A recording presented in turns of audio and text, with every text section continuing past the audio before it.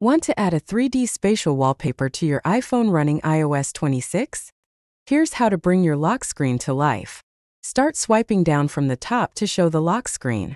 Long press anywhere on the wallpaper until the thumbnails shrink and a Customize button appears. Tap it. In the lock screen editor, tap Add New to create a fresh wallpaper or tap an existing one to modify it. Next, choose Photo Shuffle, Emoji, or Photo and pick a picture. Photos of people or pets work best because the depth effect relies on clear layers. After adding the image, look for the tiny 3D icon beside the three-dot menu at the bottom. Tap that icon and wait a few seconds while your iPhone analyzes layers and depth in the image. When it's ready, press Done in the top right to save your new spatial wallpaper.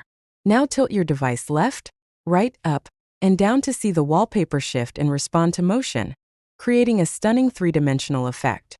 If this helped you upgrade your lock screen, tap like, share which photo you used in the comments, and subscribe for more iOS 26 tips.